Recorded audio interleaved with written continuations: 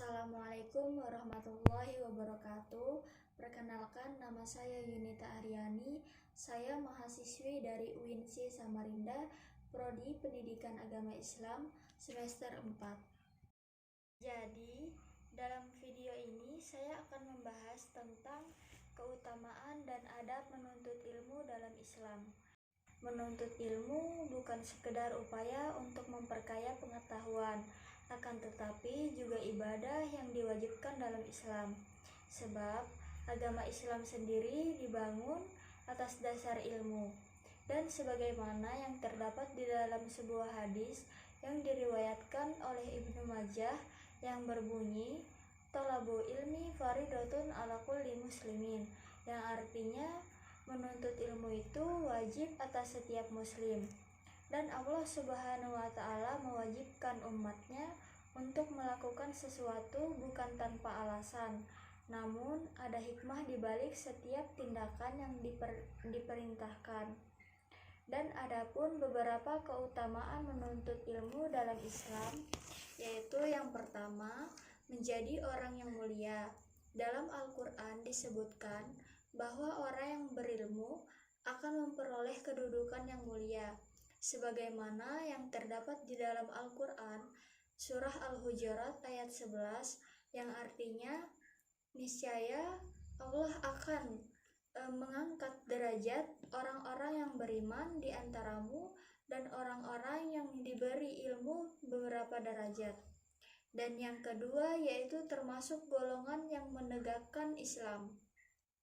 Rasulullah SAW juga menyebut orang-orang yang mencari ilmu merupakan golongan orang yang menegakkan Islam, yang dimana terdapat di dalam sebuah hadis, yaitu barang siapa yang pergi untuk menuntut ilmu, maka dia telah termasuk golongan sabilillah, yaitu orang yang menegakkan agama Allah hingga ia pulang kembali, diriwayatkan oleh Imam Tirmizi. Dan yang ketiga yaitu ilmu sebagai amal jariah, yang dimana ketika manusia meninggal dunia, amalnya akan terputus karena sudah tidak dapat bekerja dan beramal lagi. Namun, terdapat beberapa amalan yang akan terus mengalir pahalanya meski seseorang telah meninggal dunia. Salah satunya adalah ilmu yang diamalkan dan diajarkan kepada orang lain, yang sebagaimana yang disebutkan di dalam sebuah hadis, yang artinya jika seseorang meninggal dunia maka terputuslah amalnya kecuali 3 perkara, yaitu yang pertama sedekah jariah, yang kedua ilmu yang dimanfaatkan, dan yang ketiga doa anak yang soleh, diriwayatkan oleh Imam Muslim. Dan selanjutnya yaitu adab menuntut ilmu. Agar dicintai oleh Allah dan membawa banyak berkah, menuntut ilmu harus dilakukan dengan cara terpuji. Oleh sebab itu, Islam juga mengajarkan bagaimana adab dalam menuntut ilmu. Dan adapun adab menuntut ilmu yang perlu kita ketahui, yang pertama, diawali dengan niat, yang dimana niat merupakan keinginan dalam hati untuk melakukan suatu amalan. Rasulullah SAW mengatakan bahwa niat menjadi penentu pahala sebuah perbuatan. Jika niatnya karena Allah, maka Allah juga akan menganugerahkan pahala yang setimpal. Oleh sebab itu, menuntut ilmu sebaiknya diawali dengan niat karena Allah Subhanahu wa Ta'ala.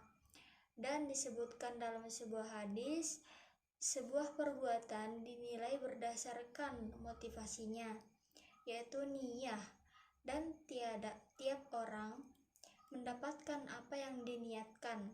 Mereka yang hijrah karena Allah dan Rasul-Nya, maka Allah Subhanahu wa Ta'ala dan Rasul-Nya akan membalas orang tersebut. Namun, mereka yang hijrah karena hal yang bersifat duniawi atau wanita yang akan dinikahi, maka dia akan mendapatkan hal tersebut, diriwayatkan oleh Bukhari dan Muslim. Yang kedua yaitu berdoa sebelum menuntut ilmu, yang dimana umat Islam dianjurkan untuk berdoa sebelum belajar. Adapun doanya yang berbunyi yaitu yaitu raditu billahi rabba wa bi islami dina wa bi muhammadin nabiyya wa rasulah rabbi zidni ilman warzuqni fahman, yang artinya aku ridho Allah Subhanahu wa Ta'ala sebagai Tuhanku, Islam sebagai agamaku, dan Nabi Muhammad SAW sebagai Nabi dan Rasul. Ya Allah, tambahkanlah kepadaku ilmu dan berikanlah aku pengertian yang baik. Yang ketiga, berdoa setelah belajar. Ketika selesai belajar, hendaknya umat muslim menutupnya dengan doa.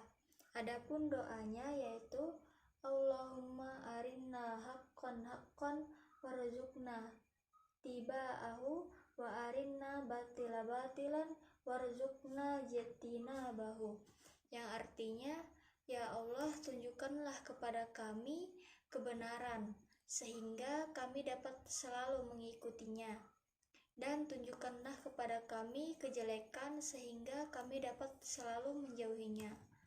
Dan yang keempat, bersungguh-sungguh, yaitu selain niat dan doa, seseorang juga harus berusaha semaksimal mungkin untuk dapat mengambil manfaat dari ilmu yang dipelajari. Rasulullah SAW bersabda bahwa usaha terbaik, yaitu ihsan, akan mendapat hasil yang baik pula, yang disebutkan dalam sebuah hadis, yaitu sungguh Allah Subhanahu wa Ta'ala telah menetapkan ihsan dalam segala hal. Jika kalian berperang, maka lakukanlah yang terbaik. Jika sedang menyembelih hewan, maka lakukanlah juga usaha terbaik. Salah satu dari kalian mengasah pisaunya, sedangkan yang lain menenangkan hewan yang akan disembelih. Diriwayatkan oleh Imam Tirmizi. Dan yang kelima yaitu tawadu, yang dimana tawadu artinya rendah hati, tidak sombong dan tidak angkuh. Seseorang hendaknya tidak sombong ketika sudah merasa mendapat banyak ilmu. Khalifah Umar bin Khattab berkata, terdapat 3 tahapan ketika seseorang menuntut ilmu, yaitu ilmu itu ada 3 tahapan. Jika seseorang memasuki tahapan pertama, ia akan sombong. Jika ia memasuki tahapan kedua, ia akan tawadu. Dan jika ia memasuki tahapan ketiga, ia akan merasa dirinya tidak ada apa-apanya. Sudah sepatutnya kita berikhtiar untuk menambah ilmu pengetahuan, namun tetap menyadari bahwa hanya Allah lah yang mengetahui segala sesuatu. Oleh sebab itu, manusia hendaknya bersikap rendah hati. Mungkin itu saja yang dapat saya sampaikan, kurang dan lebihnya saya mohon maaf. Semoga bermanfaat bagi kita semua. Terima kasih.